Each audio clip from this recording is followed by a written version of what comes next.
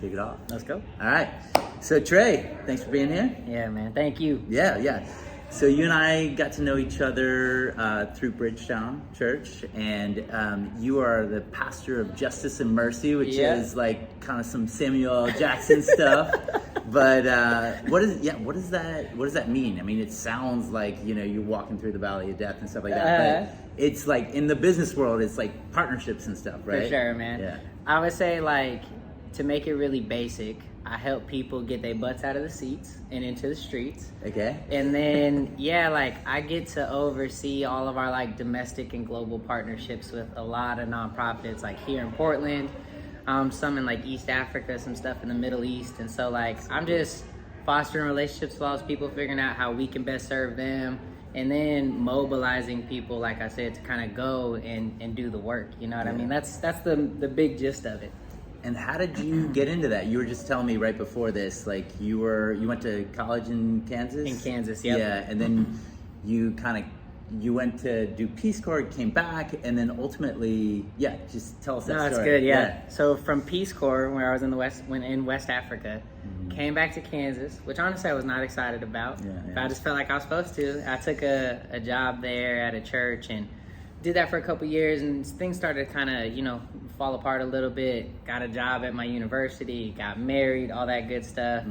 This is when, like, COVID's about to start practically. And my wife and I were pretty ready to get out of Kansas. And we just, like, looked around the country and, like, thought about Portland. Because at that time, we had, like, the worst reputation. Oh, right? Yeah, man. And it was, like, the exact opposite culture of Western Kansas, like, out in, like, like, rural America. And we were like, let's just go there. Everyone here thinks that's a horrible place, and we would probably love it. And so, but then we had a little bit of a hiccup, a good one. We ended up getting to live in Aruba for 6 months during the pandemic, that was like a miracle, bro. I don't even know how that all happened, but working with students and young adults and, like, in that island. And then we got here January 1, 2021. And long story short, I did something called Alpha, which is just like table conversations about faith and talking about the stuff and what you're mad about, anything.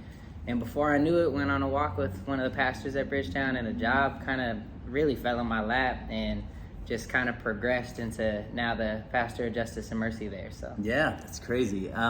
So I've been here almost 30 years, and I was doing seeing if our website was doing anything with search engine optimization of, like, believe Portland, Oregon, and the top thing that comes up is a Reddit article on how this is, like, the least churched metro area probably in the world, but in the country. So this Alpha thing, I think you and I have talked about it, but in the business community, we don't ever talk about faith, any of that.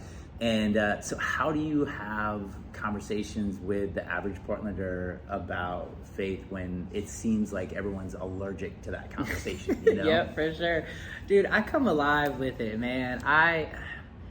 My thing is I think when it comes to faith stuff, most people have been hurt by the church, or they've heard bad stories, and most people just don't know a Christian who they trust. And so for me, when I'm telling, like, team of people that have worked for me or volunteered for me, whatever, I'm like, the number one goal I always have is just simply to be a Christian who doesn't suck.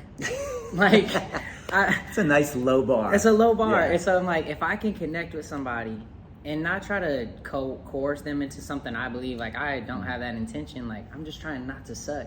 And, like, let them know, like, I want to hear you, and I want to know you, bro, and I want to, like, try to love you the best I can, no matter what background you're from or whatever. And most people want to feel that, no matter what the context is. And there's been so many people who feel isolated after, especially from, like, 2020 and on, that, I got to run this Alpha thing that was all conversations and getting people around a dinner table and talking about the stuff. And so people just, like, were excited to connect with others. And I think they had stuff they wanted to ask questions about, hard questions, like the hard stuff. And, like, and I just love it. Be affirmed that that's an okay question to ask. We want questions. So that's cool. That's man. Awesome. All right, so quick hit, your top 3 favorite things. You got this newborn little one and a wife and all that, but, like, what do you love to do in Portland? Yes, my wife and I love going to the Blazers games. All right. I could care less if they're amazing or bad. I'm ready to go to the Moda, ride the Max over there. We walk an insane amount. And we love walking. We live over by the Lloyd Center. And we'll walk over like North Williams and pick a different restaurant all the time, eat, hang out at Irving Park afterwards. Like, that's definitely one of our favorites. And then for me, would not be one of my wife's answers. Okay. But I'm like a child, bro. I love going to the movies and I love going to the zoo. All right. Well, now you got a little one, so you can do that. Yeah, I got more excuses to go to the zoo. I love it. Well, thanks, Trey. Thank you, Appreciate it, brother. man. All right. Appreciate you. Cheers.